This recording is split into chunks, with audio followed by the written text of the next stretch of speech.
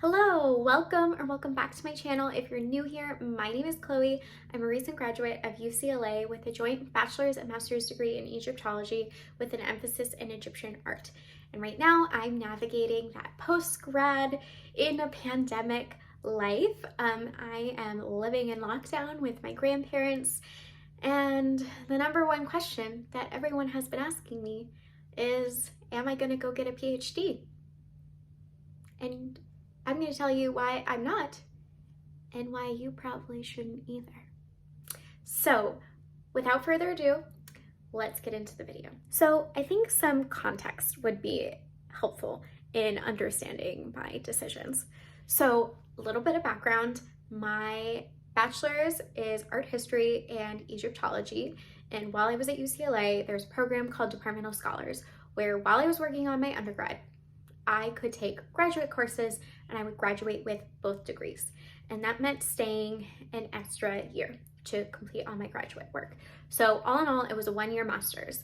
And at the time, when I first started Departmental Scholars, I absolutely did not think about a PhD, especially in Egyptology. I thought, I want to work in museum education. That's what I'm gonna do.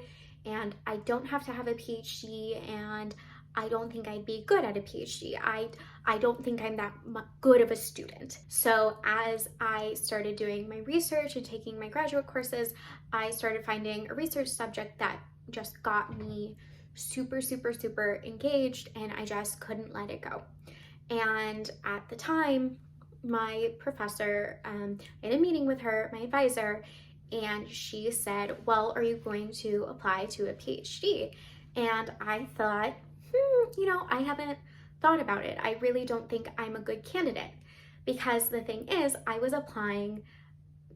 would be applying the December just starting my master's. So I didn't think I was a strong enough candidate at the time. And I thought I needed the full year, the full weight of my master's behind me to then apply to schools.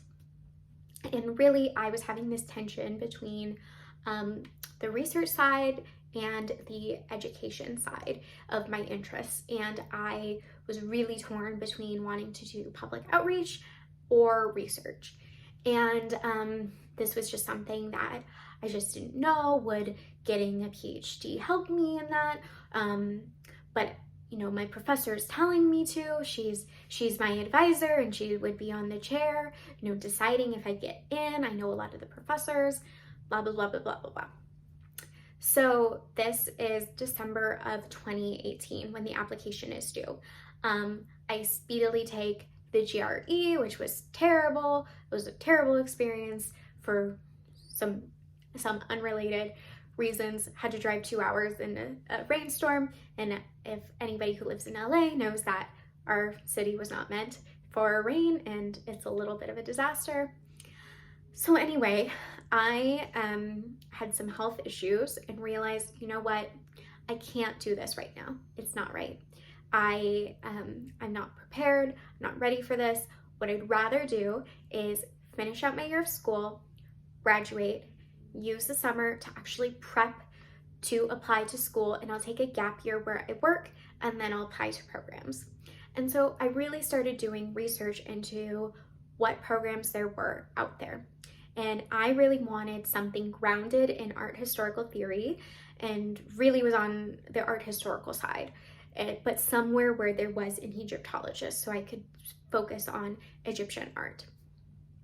I knew I didn't want to do archaeology, and I knew I didn't want to do traditional Egyptology that really leans towards the language side and the history side, because I just felt it wouldn't get me closer to my goal of wanting to work in a museum. I felt it would narrow me too much into only being able to do antiquities, whereas if I was in an art history department or connected to an institution that worked very closely with an art history department, that I would then be very interdisciplinary and have a little bit more freedom of job choices. So as I started looking into programs, really, out of all the schools in the country, there were only 3 schools that had programs that I wanted to apply to, which is an okay number.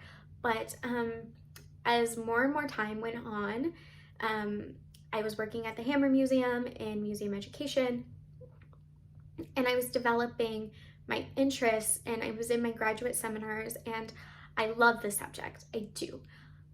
But something just was gnawing at me that I could not do this for 7 years. I could not do it and have it be worth it, because that's the thing. You can love something so much and it still not be right. Because for me, if I decided I wanted to do the PhD, and I did all that school, the career prospects at the other end would not pay off. I knew at the time, and I still feel this way, that I do not want to be a professor and a full-time researcher. That is just not my calling. I feel like I can do more good in this world doing something that is more focused on the public and students versus a professor relationship with them. So really that was weighing on me, and I had a whole year to think about it. And then COVID hit, and I had a really bad interview with someone in the field doing what I wanted to do in museums, and they were telling me about their role, and it clicked. It was during the first week of lockdown, and it clicked that I don't want to do that. And right now they're not working, and everything good and that excited me was being done by education departments and by public programs and communications teams. And really it clarified for me that the debt, the financial insecurity, because even if you're in a funded program, they don't fund well, and then the job prospects at the other end, and then being in this microcosm of COVID, where universities and the humanities especially and museums are just dissolving. What's the point of doing 7 years of school of something that, yes, I'm very interested in and I do love very, very, very much, but I would then be overqualified for jobs and competing with everyone else who has not only graduated but been laid off in the meantime. So when I looked at the career prospects, and you look at the career prospects for a lot of fields, it just wasn't worth it. So my advice is to really do your research in, is the job you want, does it absolutely have to have a PhD? Because for me, the answer was no, and that doesn't mean that down the road it's a no, but in the moment it's a no. Look at, is there anything else you could do? Is there anything else that you are passionate about? Are you willing to sacrifice 7 years? And not only are you willing to sacrifice it, but will you be able to be secure in a job after the fact? It also really depends on what you study. There are certain fields where, depending on your area of expertise, you do have more options because you can be placed in many departments, whereas I would be in a very, very, very niche area and very, very limited. So that's how I came to the decision. It's not a no forever. I will say there is a program that I found in an unrelated but slightly related field that one day I may look into, but it's something down the line. So my advice to you all is, look at the roles you would love to have. You know, the type of jobs that make your heart flutter and that you die if somebody else got them. You know, the dream job, you know, the mid to higher career, later career job that you just couldn't live without having. Reach out and ask for informational interviews from those individuals and ask them how their career path took, and especially from people who are hiring, ask them their thoughts on higher education degrees. So in the museum world, masters are pretty standard for entry-level positions. PhDs, it fluctuates depending on the position. And I reached out to some individuals for informational interviews, and basically what they told me was, we want you to have hands-on experience, especially in education. We don't want you to just have the theory and the book smarts and that, but we want you to have experience, and we don't want professional students. So if I were to go back to school immediately, it may seem that I'm just degree searching without actually putting in the professional experience that they really want. They value that over the degree. Again, it differs from department to department and field to field, but reach out to those people, because sometimes it just isn't worth it. And it felt wrong in my gut. And this is something that I am learning as I get older, and especially in 2020, what feels right to me. And, you know, going through and actually starting the application process, I started it twice. You know, getting my letters of rec in order, starting to develop my personal statement.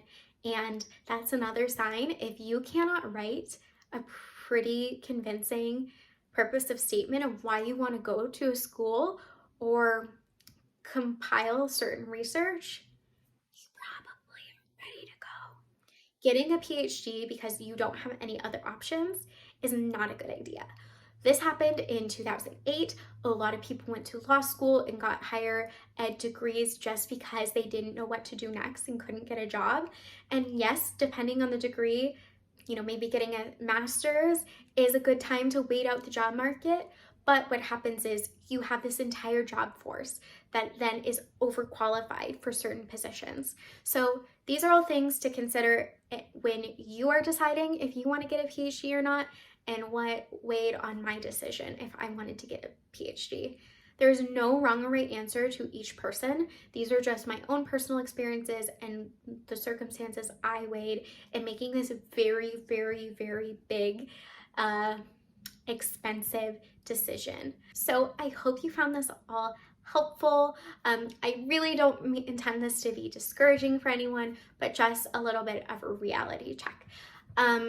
If this was helpful, please give this video a like and subscribe, and please leave a comment below of your thoughts. And I will see you all in the next one. Bye.